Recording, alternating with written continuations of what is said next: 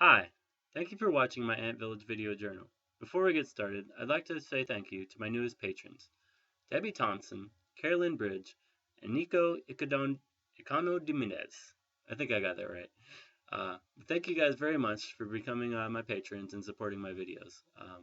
If you don't know about Patreon, it's a website where people can directly support artists that they like. And so people are supporting me every time I put a video out. They send a small donation, and it's helping me eat and buy materials and do what I'm doing out here. So thank you to my newest patrons and to all my patrons.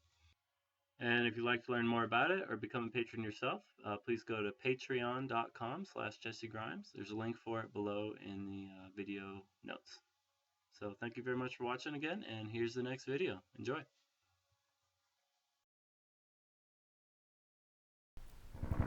Mid-September brought some much-needed rain to western Montana, and with choppers flying overhead all day long, fire crews were able to get a handle on the fires growing in the area.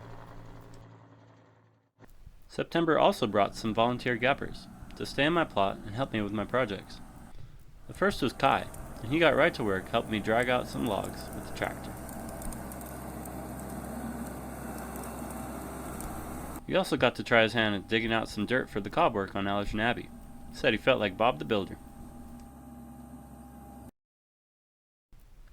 We soon got to work finishing off the last bits of carpentry on the downhill wall at Allerton Abbey.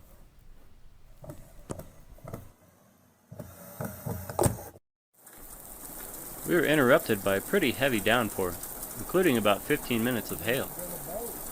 It's pretty clear that winter is on its way to western Montana, and I'll be happy to be done with my commitment at the Allerton Abbey project and get to work on my own house.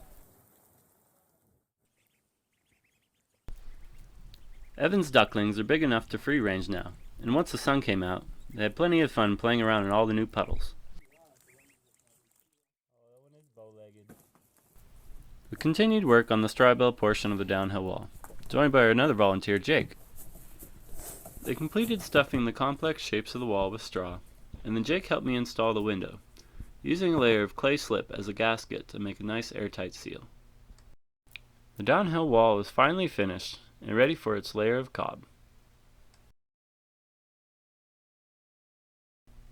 Meanwhile, the excavator was making its way down to Ant Village, so I got to work preparing my site for some major earthworks.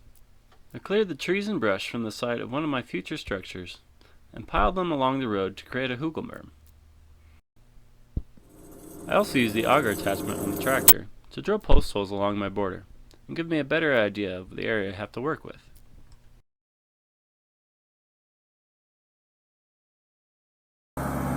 Before bringing in the excavator, I wanted to scrape up all the topsoil in the area and use it to create the hugel berm along the road. When building a hugel berm, you don't want to just pile a bunch of wood and then put dirt on top of it. You want to make layers. This first layer was made up of all the limbs and small trees I cleared from the area. Then it was time to bring in some larger pieces of wood to make up the middle layer of the hugel. You can even throw in entire trees, especially if you need to do a lot of tree clearing to make fire breaks on your property. Burying trees in a hugel culture is a much better use of them than burning. You can even use the hugel culture as a fire break itself. These logs I collected from a previously burned area on the lab. When all this wood is buried in the pile, it'll begin to rot and turn into a big sponge. During the raining season, it'll soak up all that water and save it for the drier times. A hugel culture mound can be lush and green when the surrounding area is dry. Once all the wood is in place, I covered the rest of it with soil. It's important to make sure that all the wood is buried, otherwise it will help wick moisture out of the pile, which is the opposite of what you want it to do. Before the next rain, I will seed this pile with a mixture of cover crops and nitrogen fixers to help start building the soil.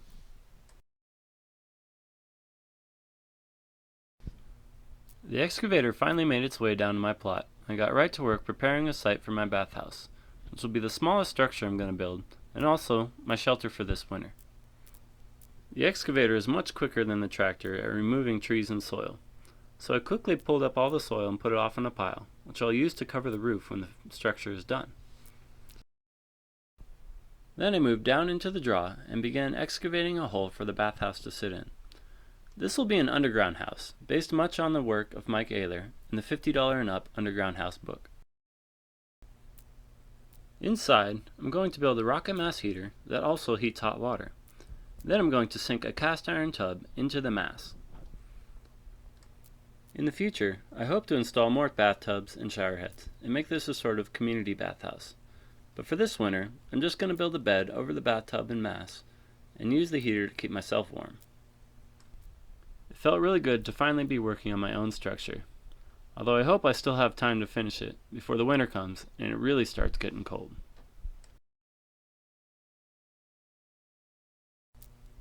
While I was working with the excavator, Kai and Jake were busy cobbing up the downhill wall of Allerton Abbey. They got it done surprisingly quick and ended up with a very beautiful finished product. With this wall finished, I can finally focus all my energy on my own plot and building my house for the winter, which is a good thing because I still have a lot of work to do.